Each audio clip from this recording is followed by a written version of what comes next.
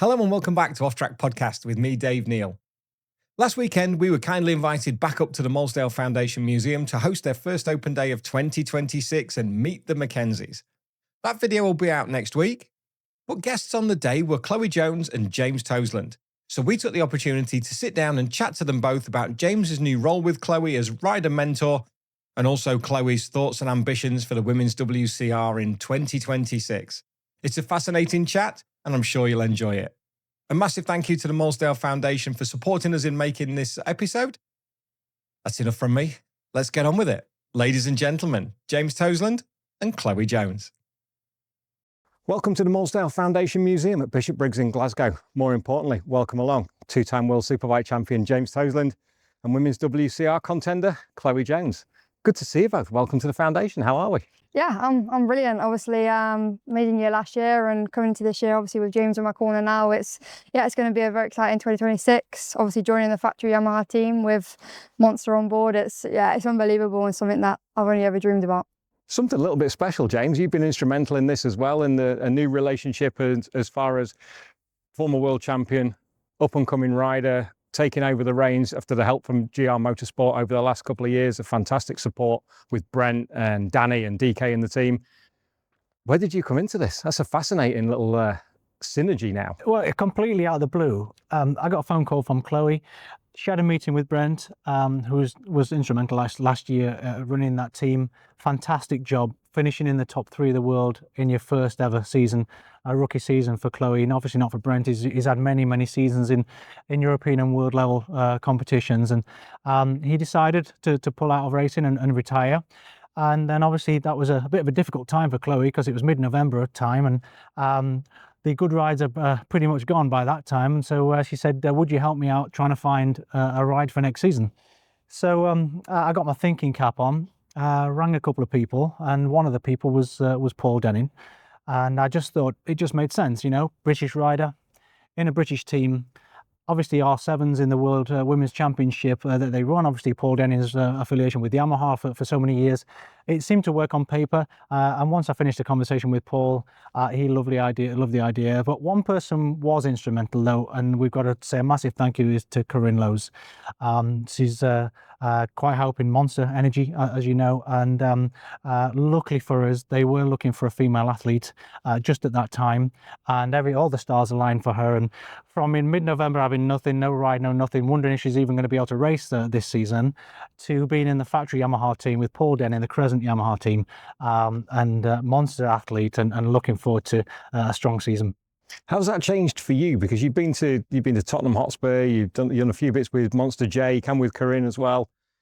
The whole dynamic has changed now from GR Motorsport, as James rightly said, were fantastic for you last year. And now you've taken a different step again with all this Monster branding. Yeah, it's unbelievable. Obviously, I posted a post the other week and it was me in a Monster hat when I first started riding. And back then it was just a kid with a dream to be a Monster athlete and just loving the brand. And now for 2026, I'm a Monster athlete. It's unbelievable, and something that I could only ever dream about, and getting to do all this experience and going to Tottenham and getting all this ever extra exposure, it's unreal. And like I still like, oh, I'm putting this Monster stuff on. I'm like, oh, am I putting this on because I'm an athlete? And yeah, it's unbelievable, and I'm just so excited for 2026. And to join the Crescent team as well under Paul Denning, having a direct link with the World Superbike squad as well, with Locker and with Xavi Vierge. It's all there, isn't it? Yeah, you can't get much better, can you? Factory Yamaha team sponsored by Monster, having all this support behind you, I can't get any better really. So no, I can't thank Paul and everyone at Monster and the team enough for giving me this opportunity, and well, just believing in me in general. So yeah.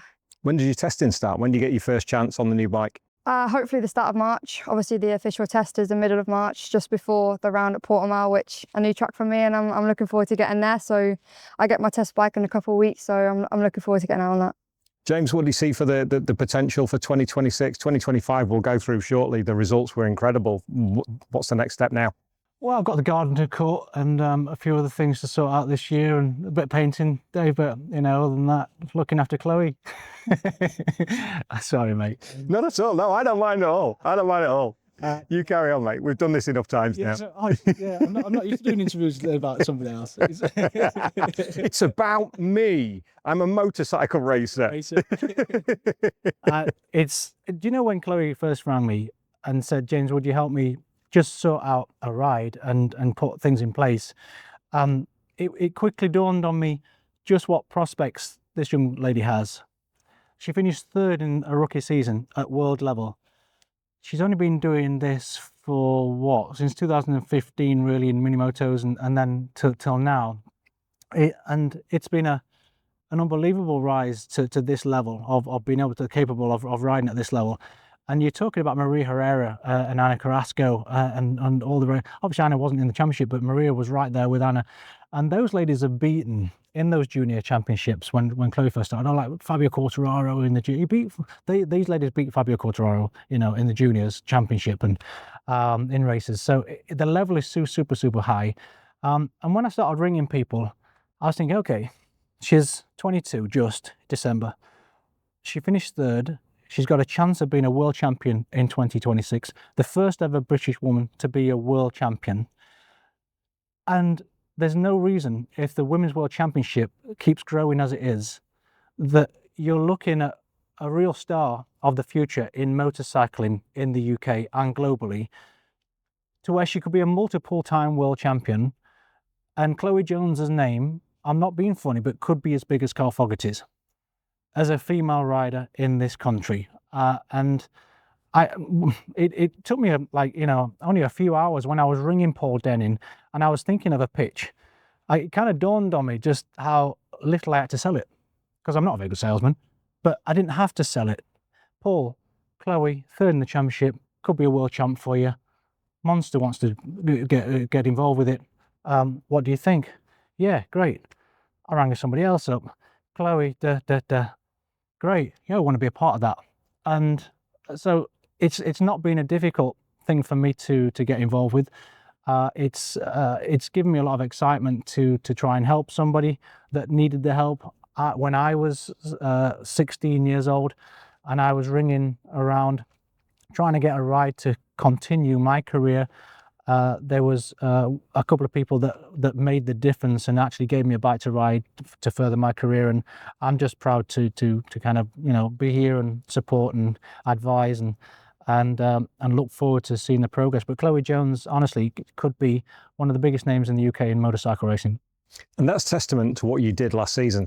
The results that you had, starting off first female British racer on pole position for the women's WCR, third overall. What did you get? 6 podiums? 7. 7? Yeah. 6 seconds and a third? Yep. So we know what the next step is, don't we?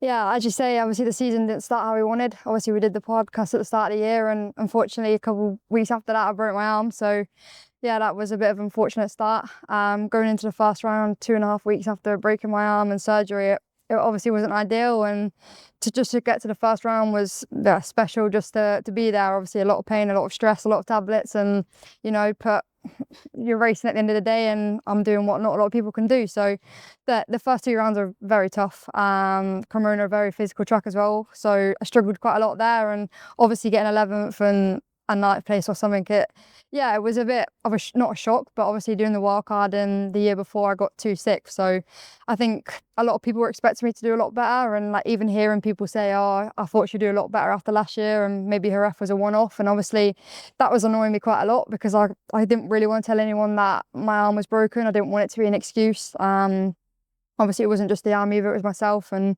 stuff like that, so it just made me work harder. Obviously then we had a 7-week break, so it was the home round after 7 weeks, so trained hard, went to Donington as much as we could, got a good package and went there pretty much every week. So home round, no excuses, because I've been there all the time. So yeah, I went into there. Obviously home round is a lot of pressure, and being my first ever home round, it was so unreal. Like the support, the chanting, the cheering, just going around and hearing all people chanting my name. It's just something that is not normal to me. I just think I'm just a person that races a motorbike, and I'm getting hundreds of people come up to me asking for an autograph or asking for a photo. It's not what I'm used to, and it's not what I expected really. It's just, yeah, it's unbelievable. And then obviously go on to get my first ever World Championship podium and third place at my home round. It was, yeah, it was so special and something that I'll never ever forget. So what did you learn most from that weekend? Because you'd done, as you said, the 2 6th places were in Jerez. You'd been racing away from home, and then you get to Donington Park. There's a massive crowd. You've got the paddock show and everybody that joins there. So you're exposed to pretty much everything. What was the biggest thing you took away from that weekend, apart from our podcast, obviously? No, I think just to enjoy it, to learn, improve all the time, and not take the pressure as much. Obviously, you're going to have pressure at your home round. Everyone wants to do good. Everyone expects you to do good because it's your home round. And for me, my biggest thing for the last couple of years is to deal with pressure. And I think that round I kind of dealt with it a lot better. And going forward, I dealt with the pressure a lot more. So I think it's really, that's kind of what I learned a lot. And in terms of rivalries, that it's fair to say you didn't make any friends in 2025, and that was something that we noticed that was a big shift. And I think JT will have seen this as well. When you've raced previously, because you've raced against the lads before and you've all got on and it's all been all right, and you've taken your fastest laps, pole positions, podiums, you've beaten the lads at their own game. But when you start getting in an arena that is all female and they all want to be number one, it all gets a little bit nadgery, doesn't it? Yeah, I think it got a little bit spicy, to say the least. No, obviously I've gone into it, I'm a rookie, and to be fair, I expected to be top 5 and not really challenge for the podium. Obviously, as a racer, you want to win, you want to be on the podium, but being realistic, my goal was to be top 5. And I think after the first 2 rounds, I think they kind of expected me to be in the top 5 just about and further on, because obviously the results weren't that great at the start of the year. And then I started doing well, and then that's when everything switched. I went from talking to them every single breakfast, lunch, dinner to never speaking to them again. And yeah, obviously everyone wants to be the fastest, everyone wants to win, and us all being girls I don't think helped either. So no, it got a little bit heated at sometimes, let's say, but you know, it just made me want it more and made me more hungry to beat them and do better. How did you see the progress through the season, James? You were at every round last season. Well, I don't agree with that, because the rookies upsetting the establishment, I was never into that myself. Obviously, I never upset anybody when I first started doing my racing. So absolute gentleman racer. Absolutely. So I've taught her nothing, by the way. I know what people are thinking back at home. I've taught her nothing on the racecraft just yet, but you'll see it this season. But joking aside, you can see the potential is there to win races. We haven't had a race win yet. But for me, to give her the advice on how to cope with things as things go along, because of how well you've done in your rookie season, interviews and podcasts and people wanting your attention, people wanting autographs and photographs is going to increase. But she started the season with a broken arm that was plated and screwed only weeks before the first race. She couldn't really have full mobility in it because of the metalwork inside that. And she went on to finish third in the world. So that's removed now. She's got full mobility, full fitness. And so I keep saying to Chloe, you're starting in a position that's so much stronger than last year. So yes, you're going to be in a factory team. Yes, there's expectations now to win races. Yes, there's an expectation to possibly challenge for the championship. But look how much further you are on sat here today than you were a couple of weeks before the championship even started. And it's just kind of getting that perspective a little bit to just calm you down that everything is going to be okay. Another big thank you is to the Lowe's brothers as well, Alex and Sam. We went out to Spain and Alex and Sam lent her their flat track bikes and she was training with those guys because I wanted to take her out to Spain to show her what the best in the world do through the winter time to prepare themselves ready for a championship as well. And the Lowe's brothers did an amazing job for a few days out there. So it's all going to be absorbed. All this information she's going to get, all this training. I took her to see Kirk as well, the personal trainer that they use as well in Derby. That wasn't one of the easiest days of your life, was it? So definitely not. But I'm just step by step teaching her how you need to live to be the world's best, and it ain't easy, Dave. It really is not. The dedication and the obsession that you need with yourself, and every day trying to be better than yesterday. if you want to be a world champion, get on that treadmill. But if you don't even bother putting a foot on it, because it is tough. And certainly Kurt Gibbon will put you through your paces. Well, he trains both of those boys, doesn't he? Yeah. Leon Haslam, Ben Curry. He's trained Ty Woofenden. There's a couple other guys whose names escape me. But The folks are there. Dave Rockwright and Sandy. Yeah. Dave's sister. So Kirk knows exactly what's going on with motorcycle racing. He's trained great champions over the years. What was that like to go into a gym with someone who knows how to train? You've done training sessions before, you've been looked after by personal trainers, but when you go to Kirk, it is next level stuff. And I'm sure there's a bucket in the corner just in case you need it.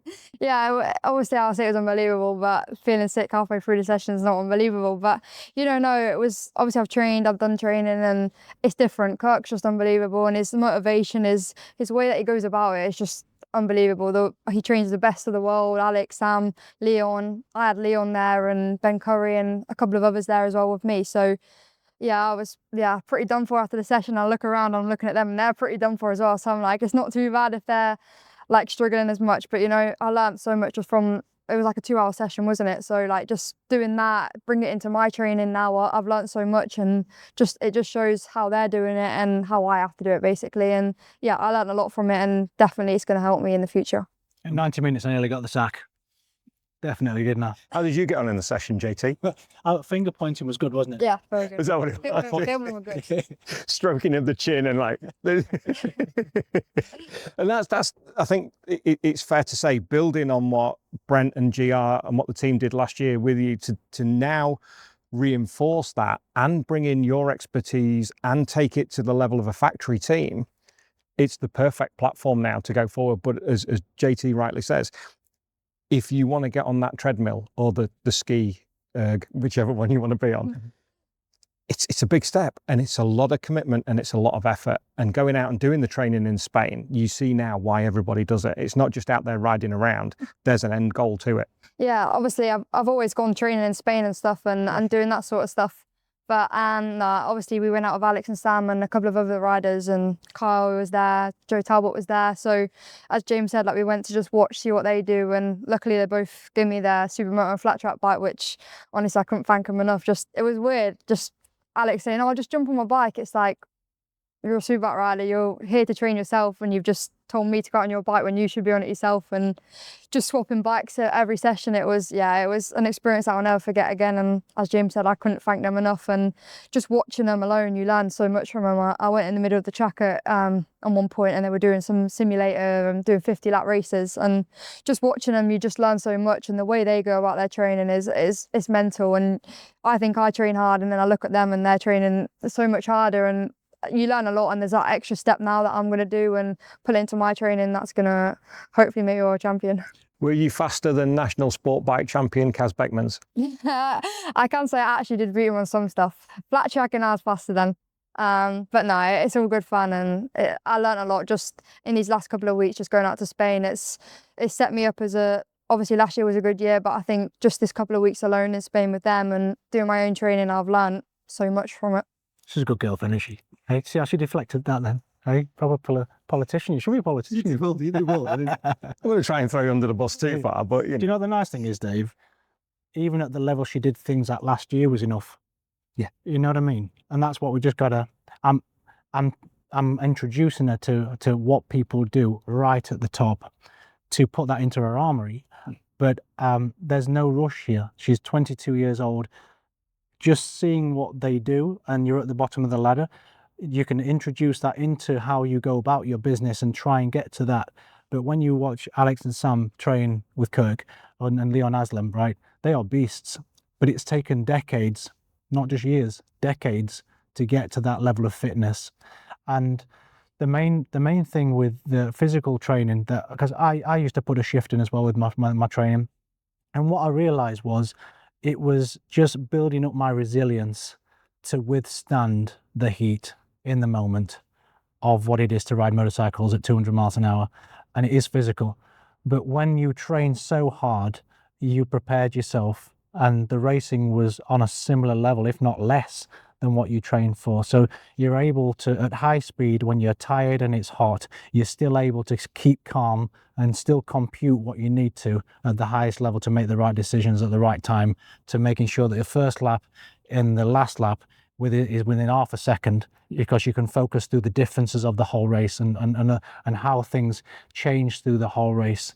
And those obstacles that come to you, you're able to overcome them physically and mentally because you're used to it in that training session.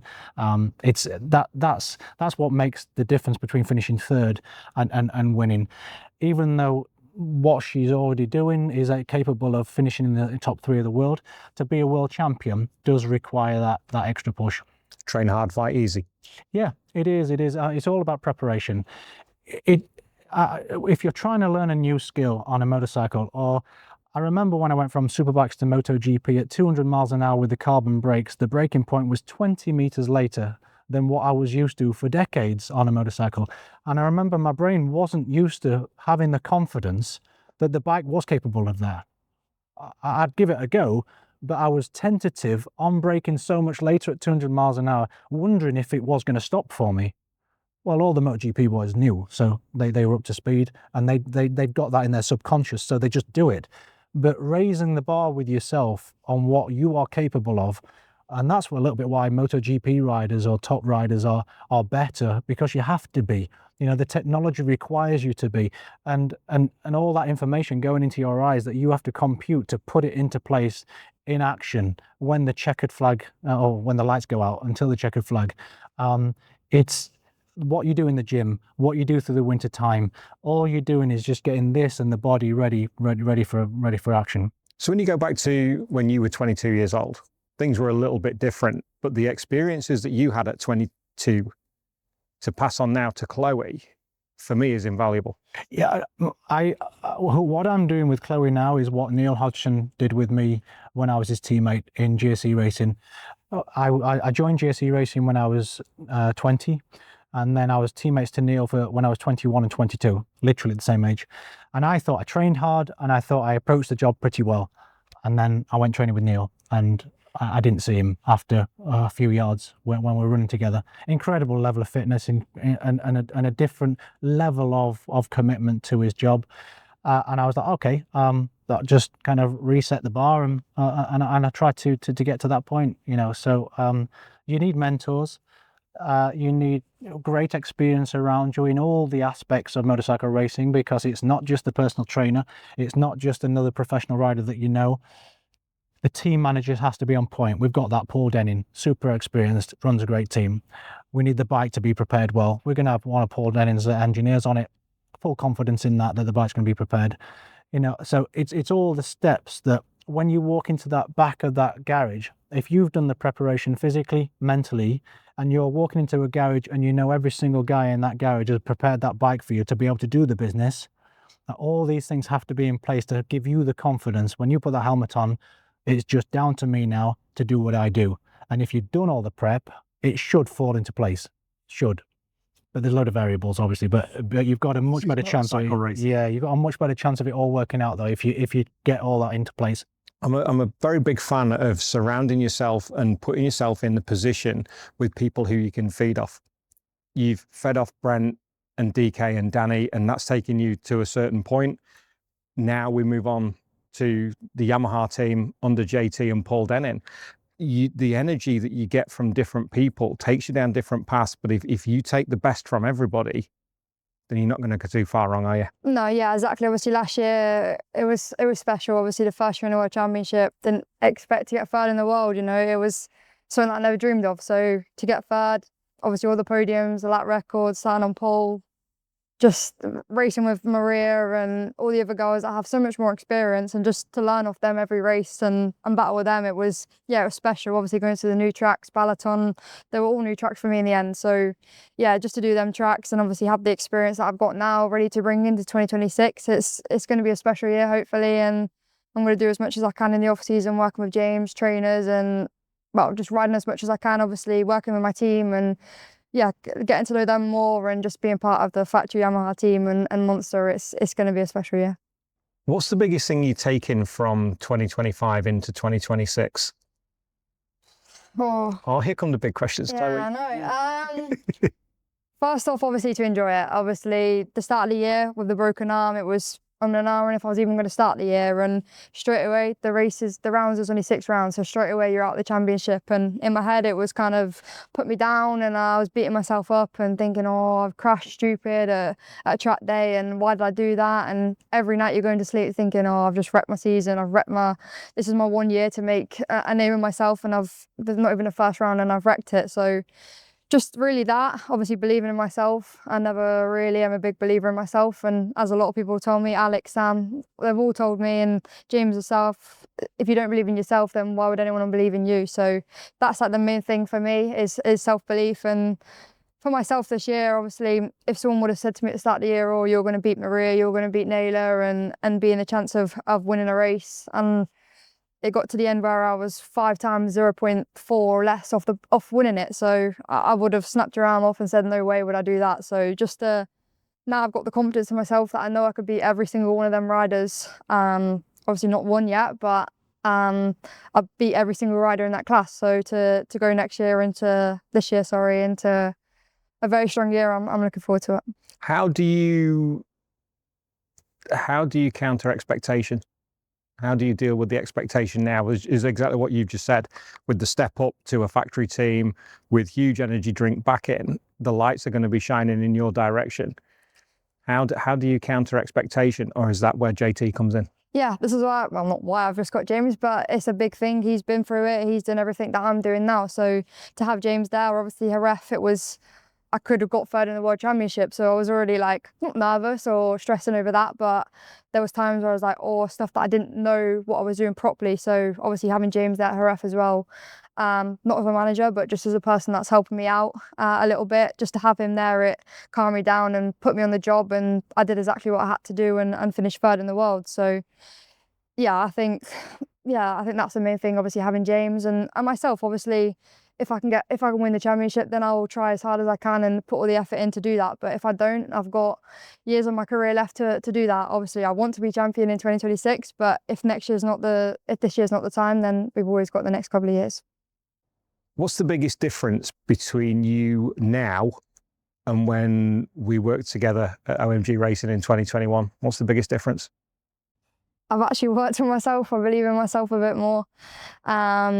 Having the right people around you now this year, obviously having Paul, James, everyone in Monster, the whole team, mum and dad, obviously, all my new sponsors and everyone that's involved. I think I've worked a lot on myself and how I'm approaching the racing. I'm doing more stuff at home to get me learning the tracks. Obviously, this year was pretty much every track was new to me. So putting the extra effort at home, obviously watching videos, watching the races from last year with the girls, doing all that. Obviously the gym work as well. I think that's the main thing really, that everyone can do a race.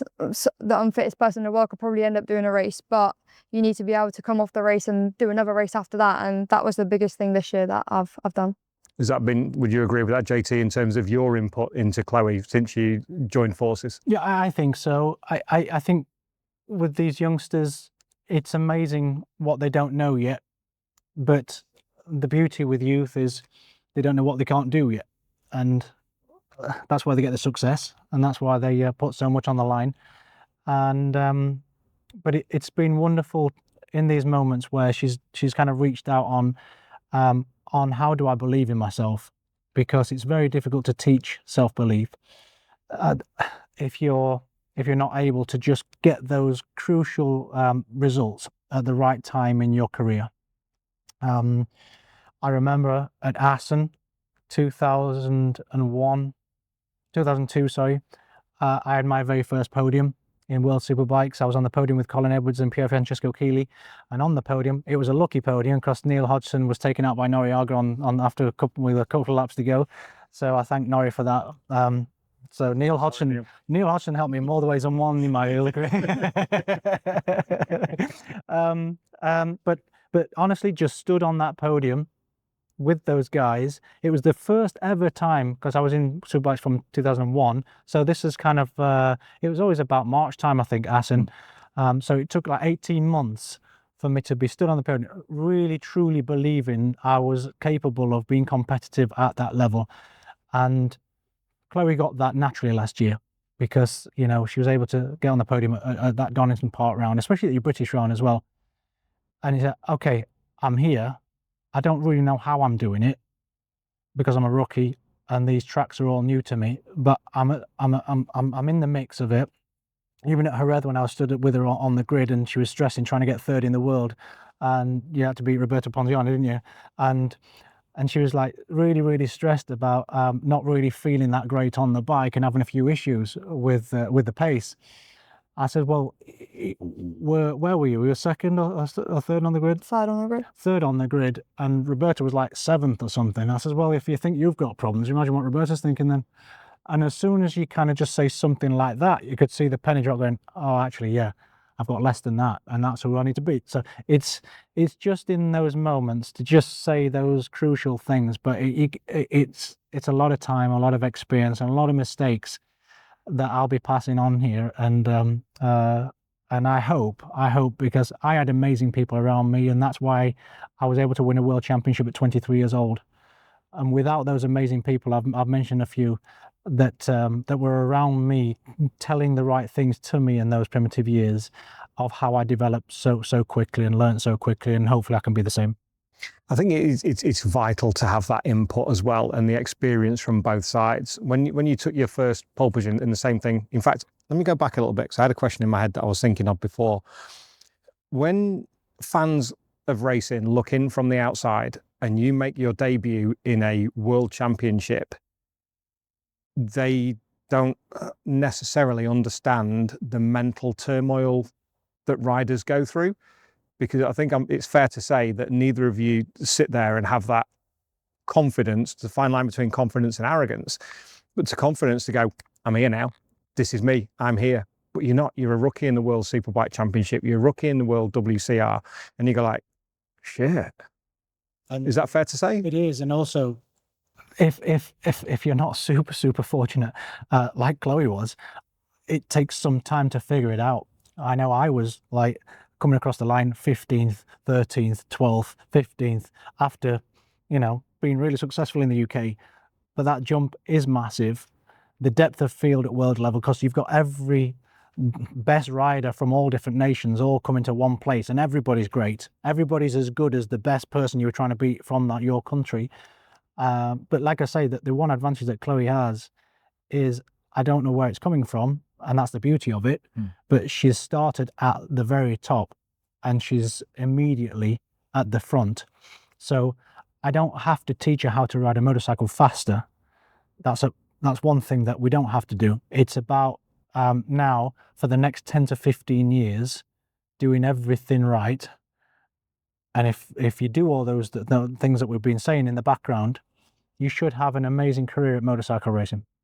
Is it great for you as well now? Because people take it for granted that you've got this experience, and it's just not a throwaway situation. That's completely the wrong way of looking at it. But you're not blasé about this. This is something that you've taken up fully and square and gone, right, let's do this. Something now that you can give back to younger riders and watch them develop in the same way that riders have done before. But it kind of came out the blue, because you have your media commitments as well.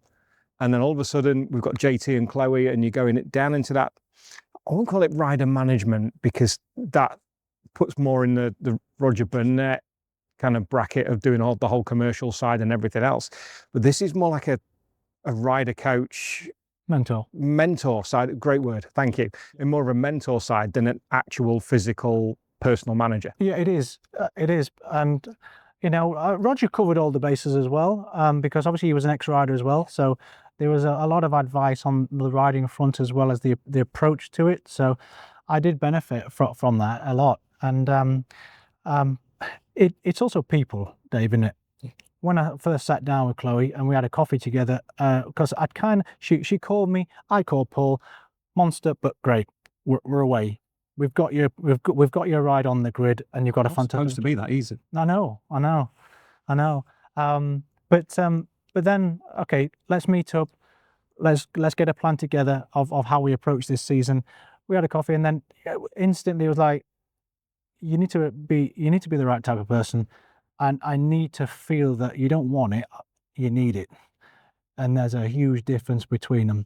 and Chloe's got that. She's completely dedicated.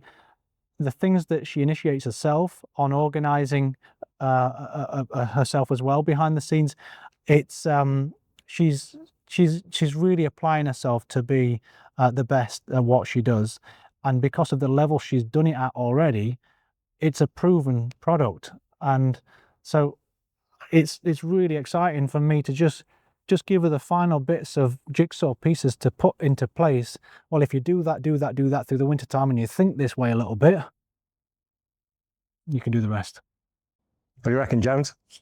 I think it's good just to hear that alone. No, obviously having James in my corner, obviously he's on it, he's been through it all, and if I can learn to not do one mistake that he did maybe, then it's invaluable. You can't get this sort of experience ever in your life, so I've got to be very grateful. And going into this year, obviously with the best team, best sponsors with me and James as well, I couldn't possibly get any better. So obviously an amazing 2025 year, and yeah, going into 2026, it's going to be very exciting. It tickled me when he said you're organised. I've done You've done all right there. If I had a cap, JT, I would be dropping it in your general direction, because that is an achievement early doors. Knows me too well. We've known each other a long time, James. We certainly have. Let's have a look. We've got some questions from our patrons. Thank you very much to our patrons for dropping the questions in for both for JT and for Chloe, and for the Mackenzies tomorrow, whose bikes are just over there. But you can see JT's championship winning bike. There's Handspray Tenkate Honda just at the back here, and a mannequin that isn't quite the same size as James because we struggled to get the leathers zipped up. Okay, Liam Evans, question for Chloe. If all goes well and you hopefully win the WCR title in the coming years, where do you see your career path going? Because that's a question for both of you, actually. I don't know. Obviously, got to win the World Championship first. So if that could happen, then it would be absolutely amazing. I think I can make a good career with doing the racing in the World Championship, but who knows how long this Women's Championship is going to last. So I don't want to obviously just race against the girls all the time. Obviously, it's nice, and I love racing against the girls. Obviously, I raced against the men before, beat them, got like records, podiums, stuff like that with them. So say that again one more time. Podiums, lap records, everything like that with them. So it's nice. Obviously, I want to try to do a bit of both racing, and if that's to stay, I want to stay in the World Championship. Really, obviously, that's where I am now, and if I could stay there and just do what I love every day, then I'm going to do that. So I don't actually know where I want to end up. As long as it's on a bike somewhere and hopefully in the World Championship, then I'll be more than happy. It's an unusual conundrum, JT, because when we've spoken about this before, the physiology of a male versus a female sometimes favours the males, but especially if you get to a bigger, more powerful bike, it's not to do with talent and ability. Sometimes it is just out and out strength because of the physiology of a male versus a female. What do you see the future, where the pinnacle of where Chloe could get to? I want WCR to be the pinnacle. Yeah. I want it to be the women's MotoGP. And I hope that it just grows and grows and grows. We've got women's sports separate to men's in every discipline that we can think of now, and it's for a reason. And I think it's a fabulous opportunity for women to win, be the best. They are a world champion. And as we know, it's very difficult, like you say, with horsepower and physicality of it against the men. But the thing is, it's such an early stage of this that we've still got aspirations of Chloe, as you can hear there, wanted to take on the guys again. But I think it's really important that we separate them completely. We've got women's sport and men's sport, and give these women a platform to be the best in the world, to have a career at it. Because as I'm finding out now, ringing a few people up for Chloe, there's a real chance of a really good career at motorcycle racing for people like Chloe Jones. And I think we need that platform. So it might be a bit controversial for me to say keep them completely separate, but I think it'll only give value, and I hope the profile of it all can lift, and I hope eventually it's not even a thing where we think about crossing over. We keep them separate, like tennis, like rugby, like football. I mean, look at the women's football, like win the European Championship for the last goal. I mean, just the excitement that's given the whole nation, that the women are the best in Europe at football. Well, let's have that with motorcycle racing. Let's have Chloe Jones and WCR in motorcycle industry as its own self-separate thing, and to bring joy that this lady here can bring another World Championship trophy back to the UK in motorcycle racing. There's a reason we don't have mixed rugby teams, mixed cricket teams. Golf is separate, swimming is separate. So I couldn't agree more. It's exactly why the women's WCR was set up. And if you can't go on and dominate that for a couple of seasons and beat the best of the rest of the ladies out there, that's all you need to do. Easy. Easy. That's all he's telling you. Just go out there and do it. Yeah. JFDI. Just do it. I know they're not your sponsor on that one. So. Thank you for that, Liam. Maggie Day, for JT, do you think that women in this wonderful sport of ours are getting the space and recognition that they now deserve? It's early days, isn't it? It's only 2 years of the Women's World Championship. This is going to be the third season. The first season was an amazing, it went down to the last round between Anna and Maria, and it was a great climax. Again, it went down to the last race. The racing is great. The depth of field does need to improve. It was a little bit dangerous at times in that inaugural season for the women. But as you can see, the level is picking up, and everything needs to start somewhere, right, Dave? And we have started. It's a great product. It's a great showcase. The racing's good enough to be televised, on TNT, and like I say, I hope it just grows and grows and grows. Like anything does. I mean, look at European football. We're talking about European football for women. Like, look at how that's changed over the last 5 years, 10 years. It's unrecognisable, the level and the talent of those players, just because they are able to apply themselves and actually be professionals and not do a part-time job to even kind of fund what they're doing. Motorcycle racing is much more expensive than football, so it's even more difficult for female riders to afford to do this when they're first starting out, to get good enough to be this good at what these ladies are achieving now on motorcycles. So keep it there, keep growing it, and keep allowing these girls to have a profession at it so they can dedicate themselves to it to get that good where you want to watch on telly because the racing's fabulous. I think also, like you say, year 1 versus year 5 is going to be completely different. Year 5 versus year 10 is going to be different again. And I agree with you completely in what you say, that there were the gaps between the front 6 or 7 and then the rest of the pack and then some more at the back. That's a little bit difficult, but that for me will improve over time as the ladies get more used to it, they get more experience, we get more ladies coming in from different parts of the world with different abilities, stepping up to the women's WCR, especially across Europe now. It's becoming more and more prevalent with the younger female riders. You're going to have a job on your hands, let's be fair. Yep. But that's what we want. We don't want it to be a cakewalk. No, If you want to win that championship, you stand at the top there, you've beaten the best in the world. You're not going to be giving it in the back of a Christmas cracker, are you? No, definitely not. Excellent. Thank you, Maggie.